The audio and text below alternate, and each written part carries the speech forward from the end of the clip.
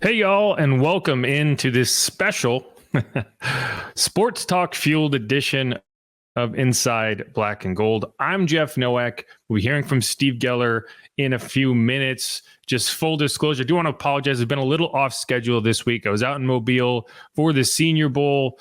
This was not able to get our regular podcast recorded, but as always, Steve Geller and myself hosted Sports Talk on Friday, and it worked out because the Klint Kubiak news broke shortly before the show, in that the Saints are honing in on Klint Kubiak as their new offensive coordinator. Personally, I think it's great. We're going to talk a lot about that in this episode, and it's going to be content culled from that episode. We talked a lot about Klint.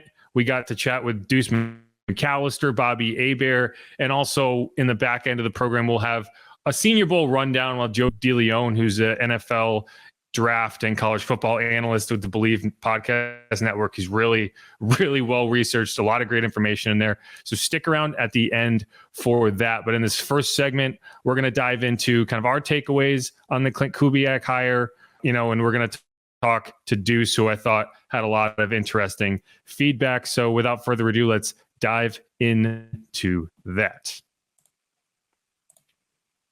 Got a lot to get to today. Who would have known that today would be the day we get an idea of what the Saints want to do at offensive coordinator? Reports coming out. They are targeting San Fran's Klint Kubiak. Yeah, pass game specialist, kind of a weird title, not quarterbacks coach or whatever. But yeah, I'm just glad that I can stop having to explain to people that it's not the end of the world. This job nobody wants. It's so unattractive. Well, what drove me nuts is why didn't they hire someone 3 days after they fired Pete Carmichael? We're losing out on everybody. Well, for example, if you wanted to hire Klint Kubiak, if Klint Kubiak was not, whether he was at the top of your list or one of the candidates you wanted to take a close look at, you couldn't even talk to him until after the divisional round of the playoffs. Right. So I think, this week is probably the earliest that you could, if you wanted to hire Klint Kubiak, this is about, maybe yesterday, maybe Wednesday, whatever. This time frame, which is the week between the NFC Championship and the Super Bowl, is probably the earliest you could have, come to any type of agreement. Now, they haven't finalized it yet, as far as I understand. So we can't do it yet until after the Super Bowl. Yeah, so I do hesitate to be like, it's signed, sealed, delivered, but right? It sure sounds like they're very close. And yeah, I mean, that's the thing when a guy makes the Super Bowl, when a team makes the Super Bowl, and the coach you want to hire is the coach on that staff, it does make things a little more complicated in terms of you got to wait it out. And I'll give the Saints credit; they are patient, and I don't know if every team would have been this patient in terms of, we got to wait. They keep winning. It's hard to get these things done. But, it's nice because there's been a lot of negativity.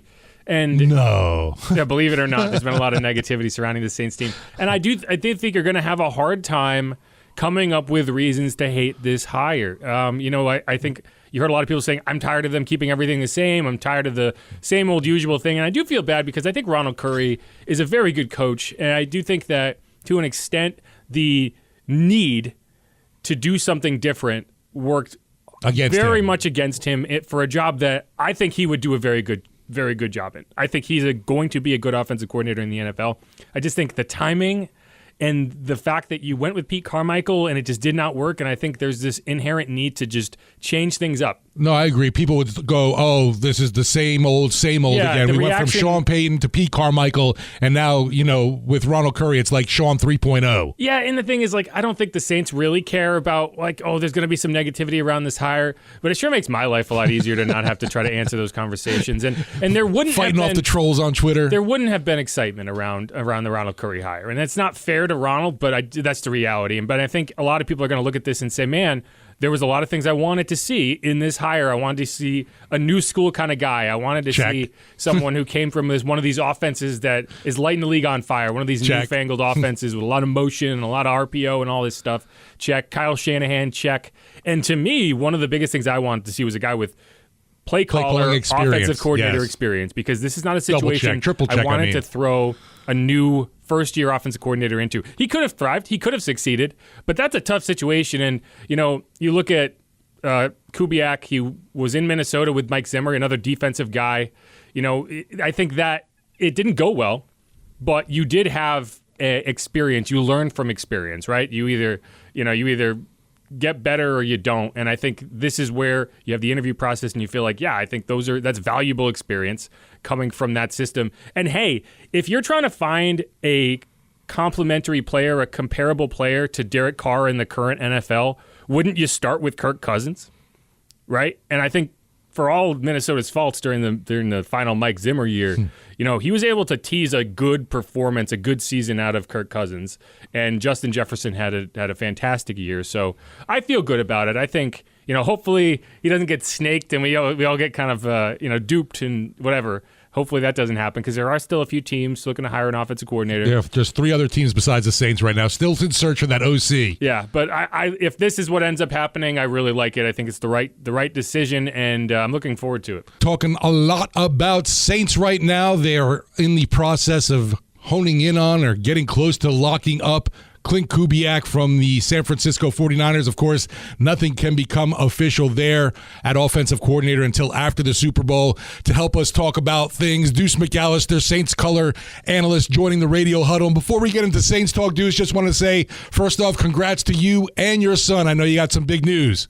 Yeah, finally the process for him to be able to find a school that he feels like that he can enjoy and develop and, hopefully continue to go on to the next level as far as a 4-year school. So pretty excited for him. What position are we talking about here, Deuce?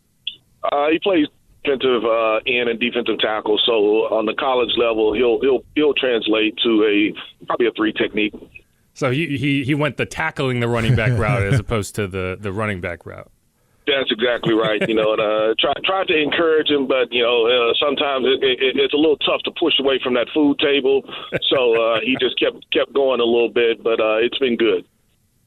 Deuce, your initial reactions. Obviously, Adam Schefter coming out with the report the Saints have locked in and are targeting Klint Kubiak as the next offensive coordinator for the team. He's currently riding with the 49ers to the Super Bowl in Vegas as their passing game specialist. Overall, though, it's hard for me at least, to come up with any negatives on this hire. It seems like a great direction going for the team. Going out of house, I know a lot of people want to change, and just the history of what Kubiak has done. Plus, he's got good family bloodlines, too. Yeah, it'll be interesting. I mean, when you look at it, you kind of see, or at least when they're interviewing the different personnel, a lot of them came from that Shanahan or McVay tree. And, some of the guys that they talked to obviously got other jobs and some have not, and I'll be interested because, right now you have 2 spots open on the offensive staff. What else happens with that staff, because it is a little different as far as style of offense than what the Saints have done in the past. And so it should be good. I think when you talk about shifts, motions, pre-snap, post-snaps, some of the runs, the Saints, I mean, I know people may not believe it, but a lot of the runs, particularly from a run scheme, the Saints did that anyway. I mean, they've been a zone team. They've been a gap scheme. It's a little bit different how San Francisco gets there, but when you talk about running the football, there's only so many ways to run the football. I mean, now what you call that play, what it's named, that may be a little bit different. So it'll be intriguing just to see the new plays, new wrinkles, design, et cetera, be implemented into this offense. Deuce, one of the things that I think intrigues me about the Klint Kubiak hire is obviously the Shanahan connections and that offense that's kind of dominated the league over the last couple of years. But also you go back to Minnesota and you look at what he was able to do for Kirk Cousins. Obviously it wasn't a great season. They went 8-8, but 33 touchdowns, 7 interceptions, 4,200 yards. I would compare these guys in terms of Kirk Cousins, Derek Carr. They're similar in terms of skill set. Obviously Kirk was throwing to Justin Jefferson. That helps. But do you think, what do you think in terms of how can Klint and how can a new offensive coordinator work with Derek Carr and try to tease a more consistent offense? Obviously you had some of those high moments late in the season, but how can you get more consistency out of Derek? Well, I think, when you look at it from Derek's point of view, you want your quarterback to be comfortable. And so you finding out, hey, look, this is what I see Derek Carr doing well. These are some of the things that he has had success with. So from a play call standpoint, you have to marry that. I mean, you can't be a play caller or a designer of a system and just be so stuck on what you do. These are my plays. This is my offense. If your team is not having success, all you're doing is calling plays all you're doing is running plays because they're not successful plays. So I think that'll be the most critical thing. How can I put my quarterback in a position to where he's successful, and if he's successful, then my team should be successful?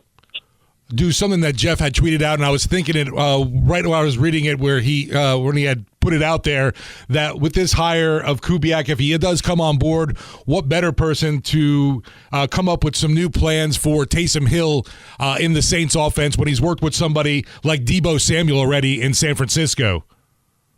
Yeah, and even from Taysom, I don't know how much more different that you'll see. And I think that's what you have to understand. You may see him line up as a wing now, but Taysom is already lined up, at quarterback. He's lined up at tailback. He's lined up out wide. He's a tight end. So that's really what I was referencing for. Maybe the name changes as far as some of those plays, and you'll get some different routes, but I am going to allow him to do what he does best. And so the biggest thing that I see from the coordinator's standpoint and point of view, how can I get this team to do it at an elite level?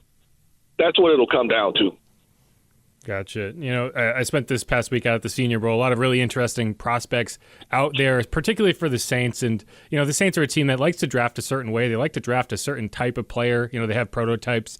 I'm curious, as you look at this team and you look at the draft and you say, okay, obviously you don't want to draft for need. You don't want to take a guy just because you need a left tackle or you need whatever. But as you look at this team, what would you say is the position of greatest need where, you're looking at this offseason and you're saying, okay, you got to improve there. You got to find an extra piece, a new piece, something that can amp up that position? Well, if you look at the Saints over their history and how they like to operate, it would be unfair if you totally said that that's all going to happen in the draft. Because as we know, one of the ways that you don't get in a position of need or reach is because you try to fill it through free agency. Now, you may be able to get a stopgap player in free agency, and now it can allow me to kind of focus on another area. But, for me, if this team can't truly address some of the issues that they had up front, whether that's injuries, on the offense and defensive side of the football as far as the offensive line, then you're going to be right back in that same position. I thought that you were able to develop some of those younger guys a little on the offensive side, but you've got to get some stability. Because, what happens at left tackle for you? Is that going to be Trevor Penning? And I know, kind of what Jeff has said at the end of the year. I kind of know what Mickey has said, but right now that's probably a question mark. Left guard, what do you do there? Will it be another free agent to come in and step in and help you there in that situation? Or will one of those young guys that has filled in, is he ready to take that next step? And I think, another position you kind of have to look at. Jawan had a really good year for you, but is there something else there at that tight end position? The number 3 receiver for you, what happens there? And that's just looking at it from the offensive side of the football and not even touching, the Alvin Kamara and Jamal and Kendre Miller situation. What happens there? And so when you look at it overall, obviously, I think this team has to be able to get younger. I think this team has to be able to add some speed to both sides of the ball. But for me, it starts up front. You've got to figure out what you're doing with the offense and defensive lines. You just mentioned Kendre. Oh, sorry, I was muted. You just mentioned Kendre. I'm curious obviously he popped a little in that final game. We didn't see as much of him this season as I think we probably all wanted to. But what were your thoughts on his rookie season, on what your expectations are from him going forward? Well, he's got to learn how to be a pro. That's what it comes down to. He's probably still the youngest on this team right now. And, he celebrated his birthday earlier, last year and, during the season. But he's got to learn how to be a pro. And by being a pro, it's taking care of my body. It's getting my body ready to be able to go out there and play. And, when the Saints actually picked him, we know he wasn't able to go through OTAs. He was recovering from an injury, and injuries just really hurt him from his rookie year. But you don't write him off because we know that he is a talented player. It's going to be up to him.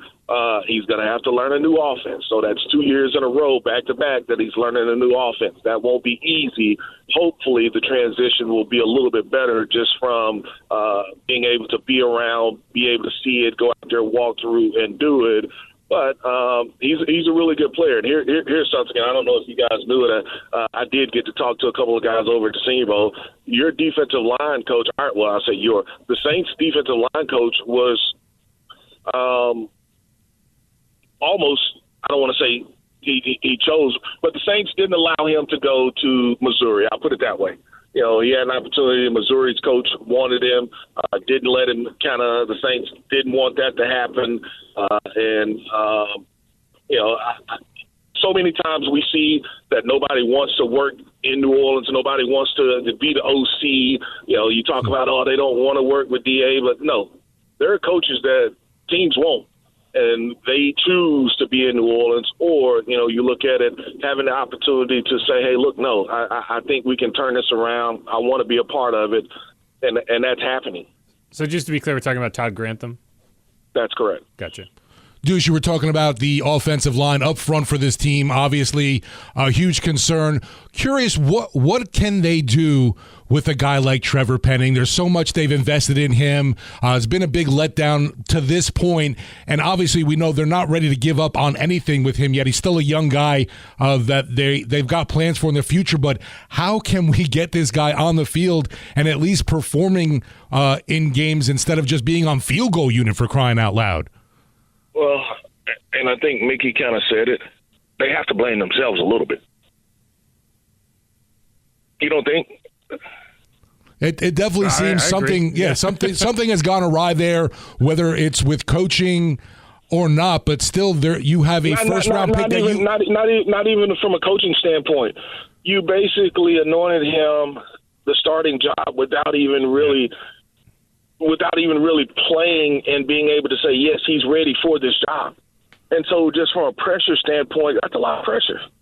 That's a lot of pressure. You throw him in the fire knowing that he probably wasn't ready, and now from a technique standpoint, it's not up top. It's a pure technique with Trevor. And so for Trevor, I wouldn't be surprised at some point that you see that he's working with some of the guys that do some of the training as far as offensive linemen, because for Trevor, it's pure technique. It's not understanding what we're doing from a zone scheme or from a gap scheme, playing too high. Yeah, he may play too high at times, but with Trevor, it's shooting your hands. It is having confidence and knowing when I have to shoot my hands, where I'm going to put my hands, and just being able to use my strength. To be as big as he is and as powerful as he is, he's too inconsistent in certain areas of his game. He allows smaller guys to be able to get up under him when they shouldn't be able to. And I understand, that may come with leverage, but that's understanding positioning and where I'm going to shoot my hands as well. Yeah, and I'm glad you mentioned that, because the interesting thing with Trevor, it's not that you started him. It's not that, he's a rookie or a second-year player who's developing and he missed a lot of time. It's the way that you went about, okay, he's starting and now he's benched and now he's not getting on the field at all. He couldn't even get in with all the injuries that were piling up. And I guess but he was a left tackle. He was a left tackle. He was never going to be a guy that you throw in at right guard or right tackle. I mean, because he's a left tackle. And so it wouldn't have been fair for him to throw him in at right tackle. It wouldn't have been fair, because if he's struggling at a position that he has practiced at, and that's all he really knew, why am I going to throw him out there at right tackle when he's never even practiced at right tackle? Why am I going to do that? That's what I try to tell people when they're like, put him at guard. I'm like, okay, he's struggling to learn left tackle. Now you're going to ask him to learn a position he's never played? That doesn't make a ton of sense. But I think, with Trevor, one of the issues is, you're looking at a first-round pick, and I think there's got to be some consternation within the building of like, man, we've taken all these first-round picks, and we're just not getting anything out of them in terms of Peyton Turner's been hurt, Marcus Davenport was hurt, and wasn't as productive as you probably hoped. And I think, do you think that's part of it, is there's just some pressure to get that guy on the field when he's a first-round pick, and it's not exactly acceptable to say, we took him in the first round, but he's a year or two away. Like, that's a tough thing to sell to people, but in some cases that's just the reality, and you gotta live with it regardless of the investment, right? Robert Meacham redshirted. Deuce McAllister redshirted. I had 16 carries. I had 16 carries my rookie year. 16. Not in the game, the complete year. Yep. The complete year. So it's probably unfair just because the win now mode that everyone is in from a fan's perspective, and really when you took probably all three of those guys, you kind of knew that they were not ready immediately. And so, yes, I agree with you when you talk about being able to stick them right in and knowing that they're not probably completely ready, but you do it anyway. And, for a couple of them, it's been, well, really all three of them, it's been injuries, and Peyton is too young. I mean, Peyton is, at the point where he's going to have to show you he's healthy. And then you talk about Trevor. I was about to say he's too young in his career, but he's going to have to show you that he's healthy, but also that he's made the adjustment to be able to not allow just the small things to take him completely away. Talk to you later on, Deuce. Appreciate the time again. All right, fellas. Thanks, Deuce. I was Saints Radio.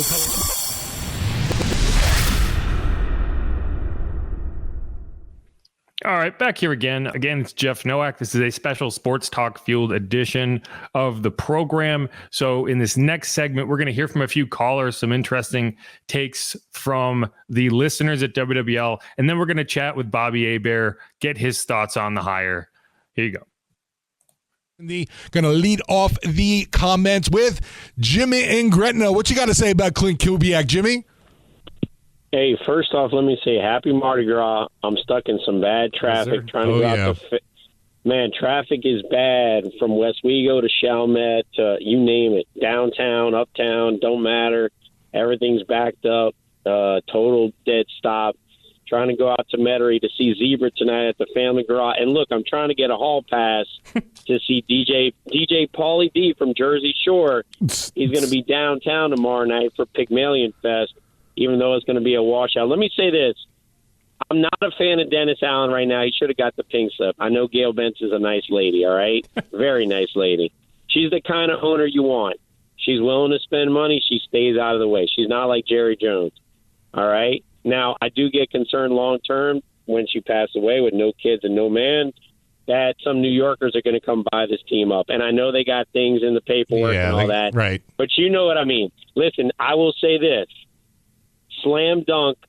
I love Kubiak. I think he's got a great resume. I think the pedigree, the family, his dad being Gary, coming from the 49ers and being around Shanahan, to me, is a great move. It's the only move we've done recently we know Dennis Allen's coming back. We know now with the restructured contract for Derek Carr, not only is we can't cut bait on him in a year, we got essentially we have him for 2 years. And I hope he turns out to be better. But what I get concerned about, like a lot of Saints fans with Derek Carr, is it's not like he's in his rookie year, second or third year. He is what he is. And that's an average quarterback who gets paid a lot of money, and that's why he's under a microscope. But between Dennis Allen and the whole situation with Derek Carr, which may or may not have been the right free agent move, and we're kind of stuck with both for now, I think the Kubiak move is the best move I've seen done from the administration, from the brass, to get fans back on board, forcing Dennis Allen's hand, like, look, get rid of Pete Carmichael, let him go to Denver, let Sean Payton do Saints 2.0, do that whole deal up in the snow. And I like this move a lot.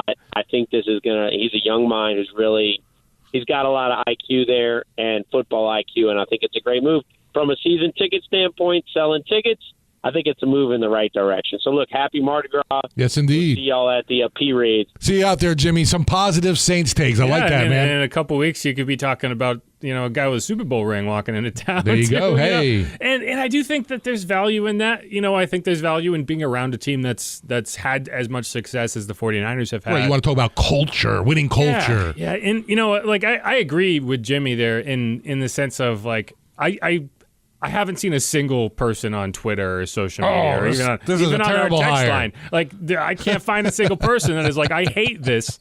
And, it's nice. It's a nice change. I forgot what support feels like. But, I agree. And, he could, the funny thing is Klint could show up and crash and burn. But I do think that there is something to be said for not doing what the fans want, but, energizing things a little bit, and I just think that things had gotten stale. And you could feel it. It was just this kind of running in place feeling about this offense. And you were trying to do an impression of Sean with an impression of whatever. Like, Right. It was just this imitation of an offense that doesn't exist anymore. And I just think in terms of having an identity, like that was the buzzword all last year. What is the identity of this team? I don't know. It just seems like they were throwing stuff at a wall and hoping that you could figure out something that sticks. And, the funny thing is, late in the year, it kind of feels like you did. And I do think you need to look at that and pull some things out of it. Like, okay, why did this work? How can we replicate the good stuff and incorporate more?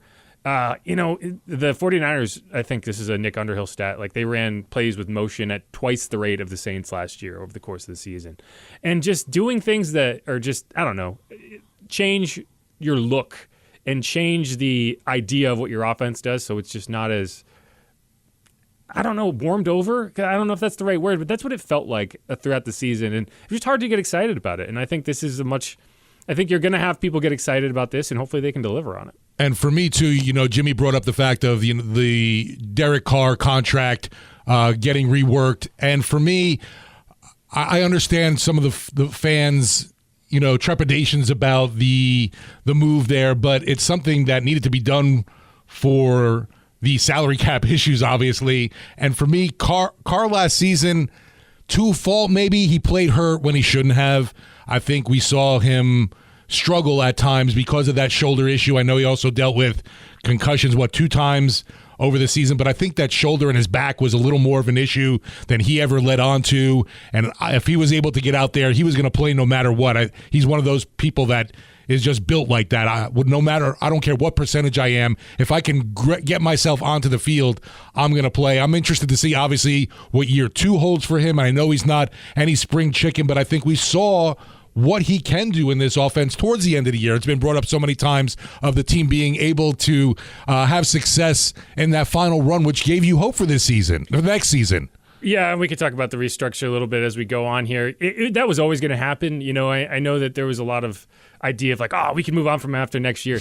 Yeah, if you look at the numbers, and I looked at all the numbers this morning, I've looked at them several times, and I saw no route to getting to cap compliance without restructuring Derek Carr. Or at least, like, your options were restructure Derek Carr and then make the sensible restructures as much as possible to get there and not make any decisions that could bite you, or as few decisions that put you in a precarious situation down the road as possible. Your options were restructure Carr and do it that way, or not restructure Carr and basically restructure everybody else.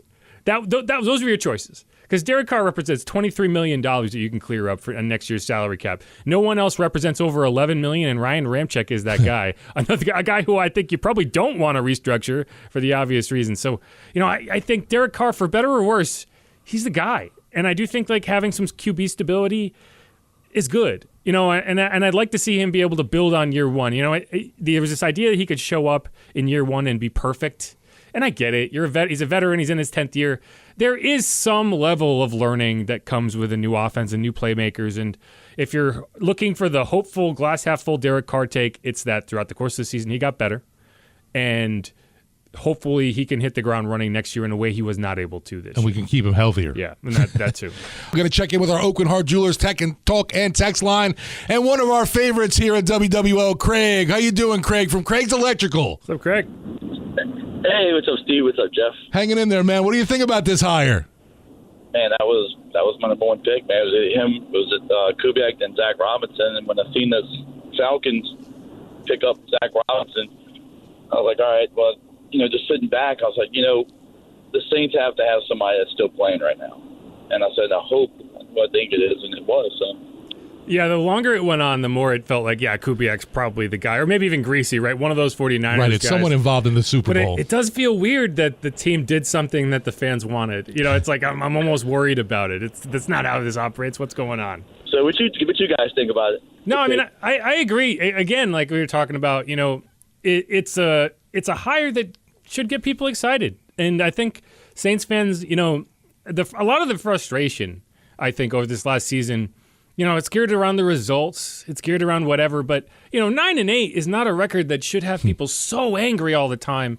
And I just think it's like people just feel like there's nothing to look forward to. They feel like they're going to go to the game. You're going to see the same thing over and over again. I really think it's because every single person went into last year with that expectation after seeing the schedule. And it was like, well, this is a 10-win team at the least. And then when that didn't happen, it was like, 9-8, it's terrible. Fire everybody. Yeah, well, and I think just on the offensive side of things, too, you spent so much time talking about Sean Payton, offensive wizard. He's going to figure it out. Like, we can trust him to go in there with a plan and be the better coach. This offense is going to look better. This offense is going to be devised better. This offense is going to have the better plan. And now these last 2 years, you went into it and it just didn't feel that way. Especially, you don't go back to that Rams game. Did it feel like the Saints offense had a better plan than the Rams? Did it feel like they were on the same planet in terms of game plan for that game? No. No. And so I think that's why, like, if you're trying to get excited about this hire, that's it. You feel like, okay, this is how we catch up. And if they can do that, if the Saints can do that, I think people get on board real fast. Happy to welcome in the Cajun Cannon, Bobby Hebert, to the radio huddle now. Cajun Cannon, definitely appreciate the time on your day off, but what'd you think of hearing the news? The Saints have targeted their offensive coordinator, and it is Klint Kubiak, passing game specialist with the San Francisco 49ers. Well, I'm just glad that he's not a virgin calling plays. That's what we didn't need. And, that's an art. I'm telling you, the NFL level to call plays now, that being only one season in 2021 with the Vikings. So you're looking at previous experience as the offensive coordinator calling plays, and not necessarily that they're right home about. I think Kirk Cousins very similar. I think to Derek Carr as far as stability. Not view them as the best quarterbacks, but still you would say on their best day, they could be top 10, some 10, 11, 12 around there. So, and then him being associated now with the 49ers as the passing game coordinator, just look how the steadiness of Brock Purdy.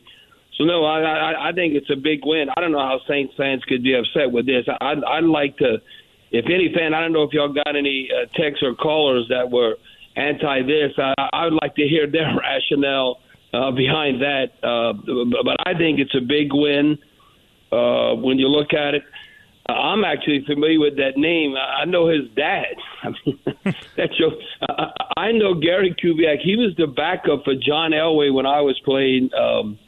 When they were both with the Broncos, and this is going back a long time. But it's amazing how networking and who get your foot in the door.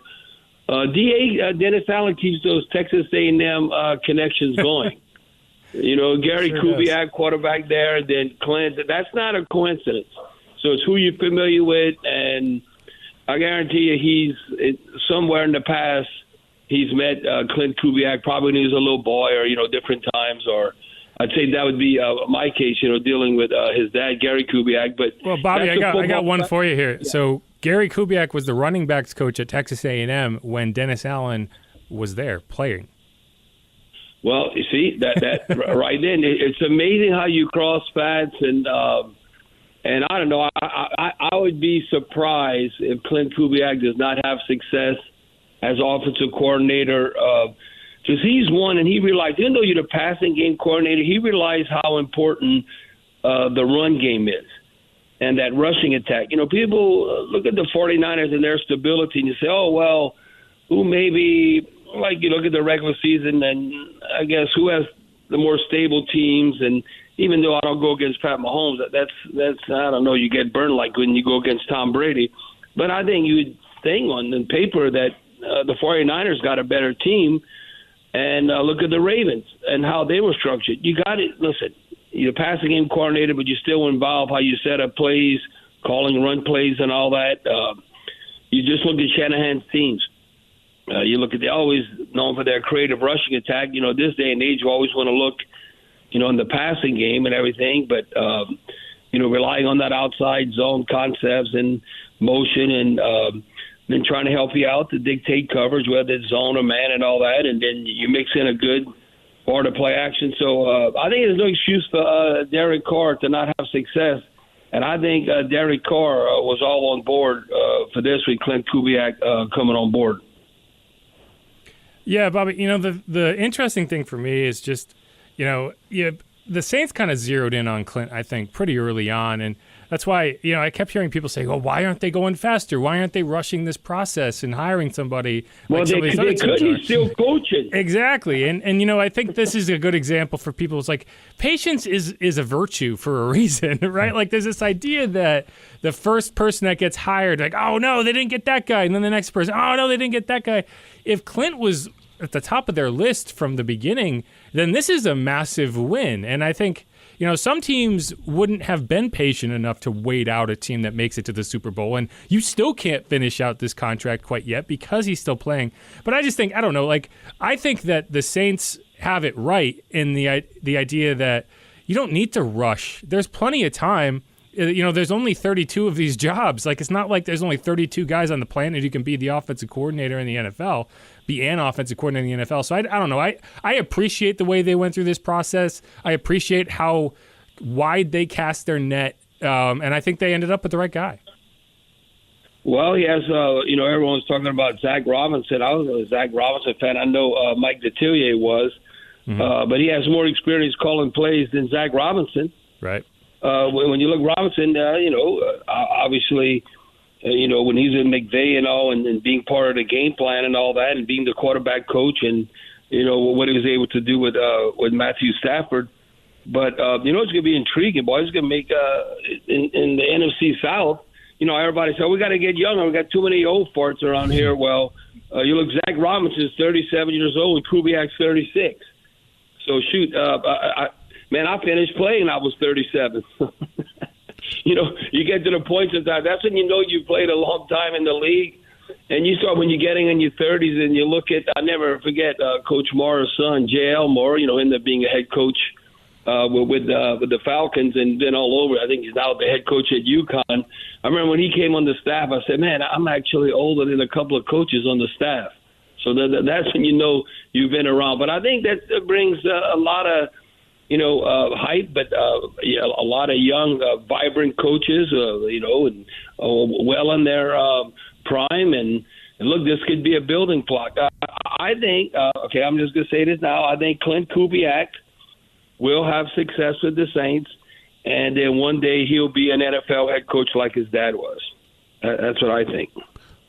Cajun Cannon, we looking at the Saints coaching staff right now on offense. Still need a running back coach, a wide receiver coach, but I wouldn't imagine that the Saints make any moves just yet, obviously, until this Kubiak deal can be finalized, right? Oh, yeah, why would you? I mean, if I'm the offensive coordinator, I want the coaches who I want. Right. I mean, do you think any of the guys currently on staff could be in danger? Well, I don't know what Klint Kubiak thinks, and and like with Doug Marrone, the offensive line coach, right. Like you said, the running back coach, receivers. No, he's definitely going to have input. That he has to have input in that, and Dennis Allen will trust him. No, he's really the head coach of the offense now. Even though Dennis Allen is the head coach, Dennis Allen is not running the offense. You might, whether you're going forward on fourth down or not, a decision to be made as a head coach. But as far as I always said this, the Saints really need to get back to where play better against the run. If the defense doesn't play well, that's Dennis Allen's fault because that's his baby. Even when he became a head coach, he said, no, I'm the head coach, but I'm still going to be the defensive coordinator. I'm calling the defenses. Now, you get help putting a game plan and all together. It was very similar to Sean Payton. Even though he was the head coach, he wasn't telling them what to do on defense. Or anything like that. No, he was calling plays and all that. So I think Dennis Allen has a lot of confidence in Klint Kubiak, and I think Mickey Loomis also.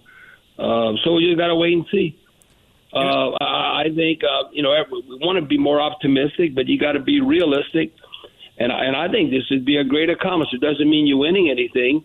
Just think if we did next season what Tampa Bay did this season. And remember, we kicked Tampa Bay's behind at the end of the season. But look what they did. They won the NFC South. They hosted a playoff game, and they won. And all of a sudden, they in the Final Four. Now, to me, that'd be a big win. Now, we got to get back to the playoffs. 3 straight years not being in the playoffs. But to me, that'd be a big win, and the team's heading in the right direction.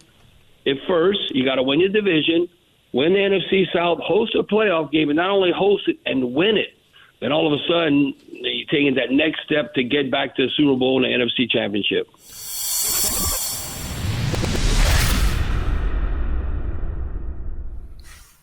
All right, back at it. One more segment to go here. Again, I'm Jeff Nowak. This is a special Sports Talk Fueled edition, but I did want to get you some Senior Bowl content since I spent the whole week out there, and that's why we're off schedule in the first place. So in this final segment, we're going to dive into some of the prospects at the Senior Bowl that I was particularly impressed by. We're going to hear from Joe DeLeone, who is an NFL and college football analyst for the Believe Podcast Network. A lot of really intriguing names. I would be stunned if we don't hear at least one of these names we're talking about get drafted by the Saints in a couple months. So let's dive in on that. Who dat? Let's do it. Stay tuned. Get into our Senior Bowl talk. Happy to welcome in Joe DeLeone, college football and NFL draft analyst at the Believe Podcast Network. How you been, Joe? Good. It's always an exciting time of year when the Senior Bowl wraps up. It's the key indicator that it's draft season. So always excited to see how things turn out. And it was a pretty fun week of practices that happened in Mobile. I was wondering, did you end up with sunburn on one half of your head? Because my partner over here, Jeff Nowak, he ended up with his left side got toasted a little bit more than the right. Yeah, the sun was a lot stronger than it typically is there in Mobile this time of year, which is surprising. I just thought it was funny because you could tell who was the media by the sunburn on the left side of their face, and you know the guys on the other side of the stadium had it on the right side of their face. They're more important than we are. But let's get into it. You know, one thing about this draft class that I think became really clear this week, if it wasn't already, there's a lot of really intriguing offensive line prospects, and a lot of them were in Mobile. Right, Taliesin Fuanga, Tyler Guyton, Jordan Morgan, and even then, there's just a lot of names after. I'm just curious if there were any offensive line prospects that you went in there and were surprised by that maybe you didn't expect to look as good as they did. Because I just thought that's the group that, you know, if you're a team looking for offensive line help, this is the year. Yeah, I think that the one guy in particular that you just mentioned was Tyler Guyton from Oklahoma. He was the guy who I had graded as my 7th rated offensive tackle because I knew coming into the week that this is a very long and athletic former tight end that was playing tackle who this was really his first full season as a starter at Oklahoma after he ends up taking the job from Anton Harrison, who was a first rounder last year. And I wanted to see coming into the week, how was he going to show up? How physical could he look? Because there were some, not concerns, but expectations that his upper body strength isn't to where it needs to be. But one thing I saw is while that work and that refinement is going to come with time, he's got tools that you can't coach. Tremendous mobility. His base was fantastic. And then being 6'7" with the arm length that he brings to the position, I think maybe in a year or so, if you give him some time to develop, he could be a really good starting tackle in the NFL. But fan bases need to be patient with him. This is not going to be a guy who steps in right away and plays at a very high level because he does need to work on his technique and he does need to add some more power to his profile. You know, and you know, kind of just shifting across from that to a guy that I saw beat Tyler Guyton pretty clean and is really intriguing to me is a guy that I thought really helped his draft stock this week was Darius Robinson. You know, 6'5", 284. I think he just, you know, you look at some of the reviews on what he was able to do and can line up anywhere. I mean, I think that guy's going to end up being a top 15 pick when it's all said and done.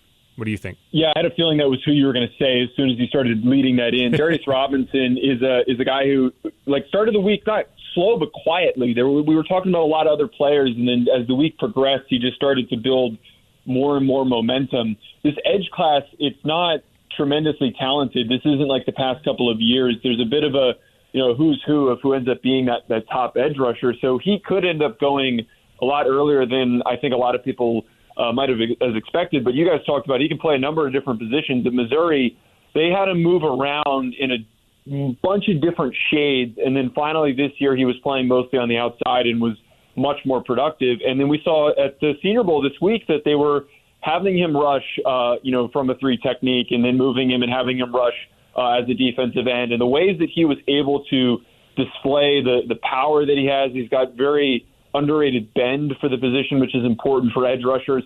But I love the technique and the hand fighting ability that he brings to the position.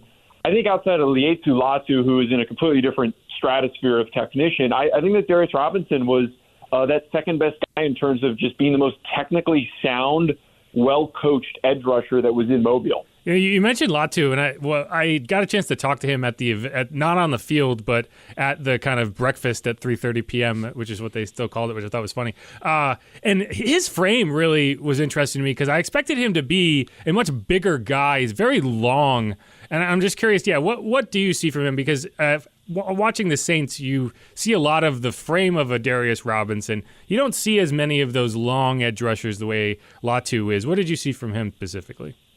Yeah, Latu's a really interesting player in this class because, and it kind of goes in line with this conversation of how the edge class is going to shape out, because there's two guys in particular with Dallas Turner from Alabama and Jared Verse from Florida State who are just super twitched up, super just traitsy players that are kind of developing their technique. But then you go to Lietu Latu, who's maybe not as twitchy, and as you're talking about, he's not this hulking mass. He's not this massive player, but the way that he wins is through effort. It's through his motor, playing through the whistle. You see that all the time on film, and then you saw that come to reality in Mobile. The way that I know that a guy is just tremendously well coached and just really gifted with his reactiveness and his decision-making as a pass rusher is watching how they counter when their initial move doesn't work. And it happened multiple times during the week that he was – the couple times where you kind of were watching, you're thinking like, oh, he's about to lose this rep. He had an amazing counter move that was unblockable for some of these tackles, and I think that has put him into a completely separate category. I feel like Latu has solidified being a late first-round pick, but things that are going to complicate it are his medical background, and having to medically retire at one point is going to make things really tricky. We did see with Phillips a few years ago, former Miami and UCLA edge rusher who had something similar and still went in the first round. I think Latu could maybe overcome that, but he is just a phenomenal football player who was really fun to watch. Joe, looking at some two local guys from Tulane, curious what you thought from this week's practices of Michael Pratt and also Jaquan Jackson. Yeah, Jackson was a very underrated player for the receivers, and there's just so much receiver talent, so it's easy to get lost in the shuffle with all of those guys that were performing at the receiver position, but just a very quick, shifty, explosive guy that could be some great day three value for a team that's looking for maybe that fourth or fifth receiver on their roster. But Michael Pratt, I was really impressed. I think that if you look at the rest of this quarterback group, for the most part, it was unimpressive and inconsistent at times. Bo Nix, started the week a little slow and then finished strong, and Michael Penix flashed his arm strength, but at the same time, those inconsistencies that showed up thrown to the middle of the field appeared in the practices during the week. But with Michael Pratt, I knew coming into this week that he was the most steady guy. I knew that he was always going to, make the right decision. He was always going to deliver the ball with great accuracy where it needs to be. He's not the most athletically gifted quarterback of the group by any means, but because he's so steady and consistent, I think that's going to help carve out a role for him in the NFL for a very long time. It is hard to find a good backup quarterback that a team can draft and rely on when a starter goes down. And I think that Michael Pratt is eventually going to be that type of a player in the league. And I kind of compare him to maybe being like Kirk Cousins, who Cousins was drafted just to be a backup. And now we see that he has become an important part of the success for the Minnesota Vikings. Pratt has that capability. He might not step onto the field and play at an MVP type of a level, but he's good enough to win football games, I think, maybe a few years later on into his career. One of the things I appreciate about the Senior Bowl is you get a chance to see some of these lower level prospects that, a lot of it's like, I think this guy's good, but you don't see him against the top end competition. So it's tough to tell. And guys show up and you're like, who is that? And you go look them up and you start looking at their background. And one of the guys for me that I thought had a really good week and is intriguing, maybe a UDFA latch onto a roster is Dylan Love, the running back out of New Hampshire. And he was just making plays, right? And I talked to him, and I asked him who his game is kind of reminiscent of, and he said Christian McCaffrey. But I asked him if he had run that by Luke McCaffrey, who was also there, and he said no. So I start to wonder if maybe he doesn't want to get told that it's not him. But the guy I would comp him to, and I think is a lot more reasonable, is Danny Woodhead, another guy who came from a lower level, and they do a lot of the same things. And what he said to me was like, yeah, if Danny was playing in the league today, he would be crushing it, because the way the NFL game is played now, it just you want that guy, you want that fire hydrant who can catch the ball and just does everything, all the little things. And I thought Dylan was that guy. My prediction is that he ends up having the, leading in total yards, because this just seems like an event that's built for him. I'm curious if you had any thoughts on Dylan, and in general, was there anyone that kind of came out of the woodwork that you think really showed themselves well this week? Yeah, Laub actually, I think, really definitely fits that category you're saying here of a guy who popped up through the woodwork. And he was somebody who I'd been tracking this whole season. I played football in the CAA, which was the conference that he played in. And I played plenty of UNH teams that gave my Rhody Rams a pretty tough battle. And it's not surprising that they've got a really well-coached running back like Laub who played the way that he did this week. And I really like that comp to Danny Woodhead. The other one that my co-host Brian Roberts had given on the show was that kind of gives the James White type of a feel. And if Bill Belichick and Josh McDaniels were still running the Patriots, he probably would end up being a Patriot. If we're, probably put some money down on that and it would probably end up hitting. But you hit the nail on the head there, where he's not going to be the type of running back that I'm going to rely on between the tackles and on every single down. He's just not really built for that. He's not really strong in those short areas. He's not going to, pound for extra yards. But for the modern NFL, where you've got these guys that can be motioned into the slot on third down, you can have them run screens, you can have them run flare routes and wheel routes and get open and kill you in space. He's exactly the type of guy that you want to need for that type of a role. And the thing that excited me the most that we got to see is that he was playing in the one-on-one reps against the DBs, right, and he was creating really easy separation against those guys. So what you brought up, Laub was one of the guys that I really enjoyed watching this week, and I think he could be a little bit of a surprise player that goes somewhere on day 3 and ends up being a nice piece for a team that's in the playoffs next year. I agree completely. My last question, and this is kind of open-ended. It's not a banner tight end class at all, but this is the type of year where there's going to be one or two guys that you're not talking about but show up, and you're like, who is that guy? And you're like, well, you should have been paying attention. And I'm just curious, who would be your top tight end? Who were you most impressed with at the tight end position out of this year's Senior Bowl class? Yeah, I think without a doubt it was Theo Johnson from Penn State. He is going to go to the Combine, and to exactly what you're saying there, he's going to be the guy that everyone during the week at the Combine is going to be like, who is this? This guy ran a high 4.4. He ran a 4.5, and he's 260 pounds, and he's going to test so well in all of the testing drills. He might even have, outside of Brock Bowers, which I don't know if Bowers will even end up testing. That remains to be seen. He doesn't really need to. Right. But Johnson could end up having the best testing numbers out of any of the tight ends if that does end up happening. I kind of compared to, and I said on my show this week, that I felt like he could maybe be this year's Sam Laporta, that into next season, in the first 7 weeks of the year, he's on a team that loves to utilize their tight ends and get them involved into the passing game, and he just ends up being that go-to dump-off threat when things break down, like Sam Laporta was for Jared Goff. And we'll be saying in Week 10, like, how the heck did this guy end up falling through the cracks, and why is he doing so well? I definitely think that descriptor is perfect for Theo Johnson from Penn State. Always great stuff from you, Joe. Appreciate the time, and know we'll be talking to you more with the draft, obviously, around the corner. Of course. Thanks for having me, guys. That's college football and NFL draft analyst Joe DeLeone. You can find his work at the Believe Podcast Network. Saints sideline reporter Jeff Nowak, who is here co-hosting today, was out there at the Senior Bowl practices taking it all in. Got a chance to talk with Tulane wide receiver Jaquan Jackson, and here's how things went. Jeff Nowak here with former Tulane standout Jaquan Jackson. And Jaquan, I've had a few people tell me that you're this year's Tank Dell. And when you hear people say that, what is your reaction? No, it's a blessing to be like that, What Tank did at Houston when we played him last year, and for all the years that he did, like the journey that he had, it was amazing, just watching him each and every year dominate. Now he got the chance to play on a professional level and still do the same thing what he do like he was a little kid, just making plays with C.J. Stroud back there throwing it to him, and just got the connection, that me and Pratt had at Tulane. So it was just amazing. It's crazy that we signed with the same agency, so we got a little bond connected, just talking to each other every now and then. I try not to bother him too much, but it's just amazing to see how his process went and how he doing, Gotcha. Now, how has this process gone for you so far? Have you identified some things that, have any teams kind of given you things that you need to look at, that you need to work on, or what are you focused on this week?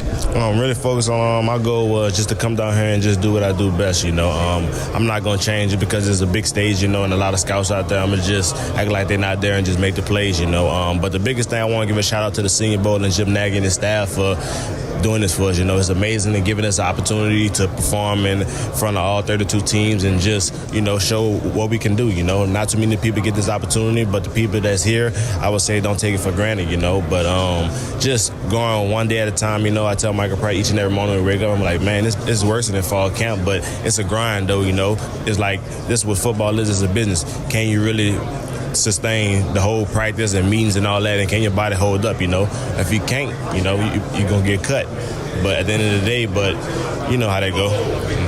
How helpful is it to have Mike here and to be able to kind of bounce things off each other, and even in those one-on-ones? I know he talked about it yesterday when you guys paired up, you were 2 for 2, right? That's got to help in terms of how he likes to deliver the ball. He knows how you like to run routes. How helpful is that? It's real helpful. We staying together in the hotel, like it's my roommate, so we go over the plays at night, and sometimes we don't we don't line up as we're on the field at the same time. I'm with the other quarterbacks. The other quarterbacks great too. They're all great. They're here. They wouldn't be here if they wasn't great.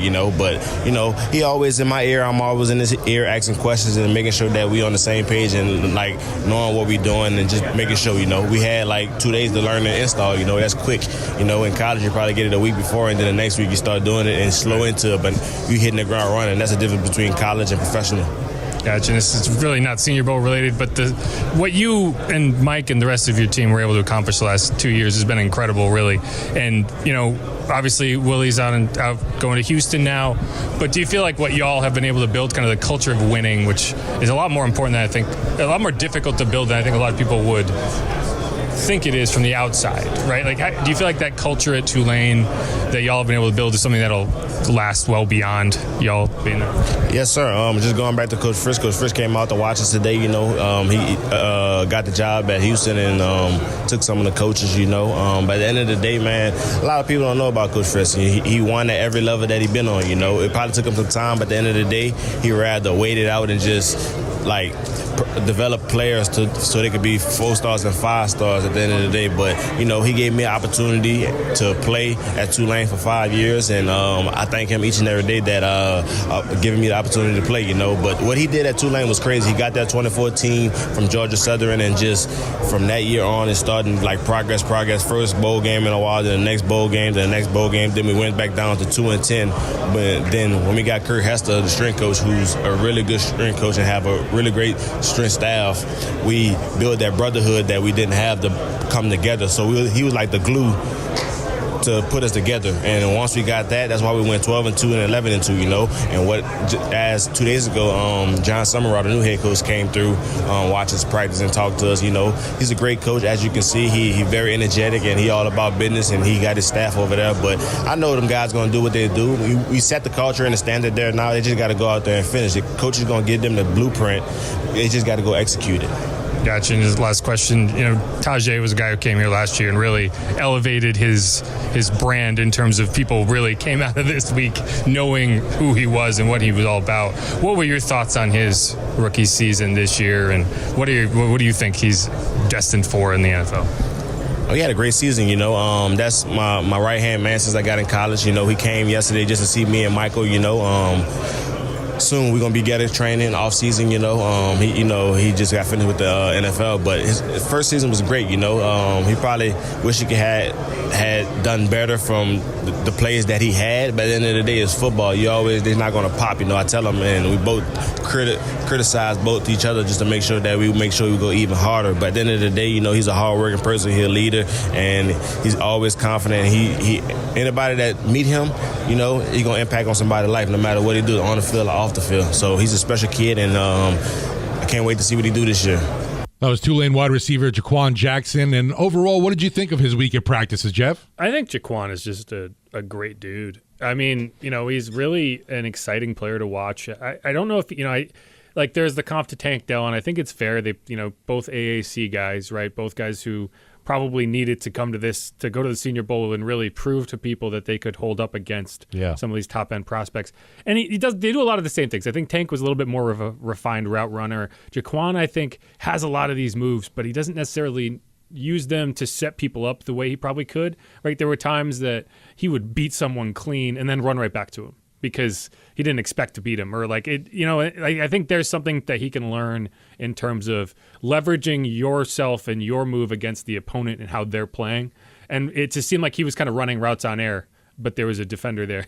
But no, he's a good player, and I think he's going to have a really, really good opportunity to latch on at the NFL level. And you heard it in that interview. He's a great talker. The funny thing is, I was looking for him in the room to interview him, and I couldn't find him. And I was wandering around, and I go outside, and I'm like, okay, I got to get back. I got to send in audio. I got to get ready to do a hit on WWL. And I walk out, and there's this guy kind of peering in the room, and I walk by him, and I do a double take. I'm like, Jaquan, what are you doing? And he just clearly did not want to go in there. I don't think he really wanted to be part of the, it's just so much. There's a lot of people, and he was just like, do I have to? But like you heard him, like he has no problem talking. And he's, I just think he has a really intriguing personality. And that's a lot of what, more so than the game. People say, oh, why don't you stay for the game? Like I tell people, like the game is for the players. The scouting part of it is really throughout the week. And the part people don't see is the interviews. Right. Every player meets with every team. And you kind of get, speed dating, like you get this idea of who each player is. And that's important. I don't know if a lot of people recognize how much value teams put on personality and how much you enjoy the game. Do you love the game of football, or do you just play it? Right? And some people do, some people don't, and that makes a difference. Like people, it's easy to say like these guys are on autopilot, the talent takes over. But at a certain point, you got to do the work, and you got to work harder than everybody else. Everyone at the NFL level is great. They wouldn't have made it if they weren't great. But are you going to do the work once you get to that level to make yourself elite? And, I think Jaquan is one of those players who's going to work. Who's going to do that work. One thing I'll mention before we go to break is before Willie Fritz departed for Houston, he sat down with Jeff Ireland in the scouting department and gave him the lowdown on all the Tulane players who are coming out. So if the Saints are looking to draft a Tulane kid, they have a lot of that information straight from the head coach. So I wouldn't be surprised if they take a look at Jaquan if he gets into the 5th or 6th round. It'd be interesting, too. I know Michael Pratt could be a possibility, but you already have a backup in Jake Haener right now. You're grooming behind Carr. I've had people mention that. I just think, I'd like Michael Pratt, but in terms of a developmental prospect, I don't like him more than Jake Haener, so I feel like that's unlikely. But I do think that he's going to land somewhere, and he's going to get a chance to compete. All right, that's going to wrap it up for us here on this episode of Inside Black and Gold. Again, thanks everyone for tuning in. I apologize that this was kind of weird. We're going to get back to our normal publishing schedule next week, but I did want to get you some content, some feedback, some talk about Klint Kubiak, Senior Bowl prospects, all that stuff. I thought the content from Deuce and Bobby was really good, so I did want to get that to you. But as always, thanks everyone for listening. If you haven't subscribed yet, please do that wherever you get your podcast. If you haven't subscribed on YouTube at WWL Sports, go ahead and do that. We're just shy of 10,000 subscribers, so I'm hoping we can get there by the start of the draft. But, this is all going to be ramping up. This is the quiet season, but now I expect we're going to be seeing some running back hires, some wide receivers coach hires. I expect you're going to see a few more coaching moves as we go forward. We didn't really talk about this in the podcast, but we'll be getting into this more next week. People were reacting to why didn't they fire Doug Marrone? Why didn't they do all of this? I think you were always going to kind of wait until you got the new offensive coordinator in-house, because why fire a guy if you end up finding out that, hey, this is a guy I wanted to work with anyway, right? So I think that did make sense to just keep things intact until you figured that out. But, we're going to hit the Super Bowl, and then I think the rubber's going to start to hit the road when you can finalize these hires. Hopefully nothing crazy happens because there is some time. Things can change. There can be cold feet, but it sure doesn't sound like that's going to be the case, and I'm happy about it. But either way, we'll have plenty of time to talk about this. Again, this is Inside Black and Gold. Thanks, everyone, for listening. I'm Jeff Nowak. Thanks again to Steve Geller. We'll be hearing from him more next week. Who dat? Go Saints. Let's do it.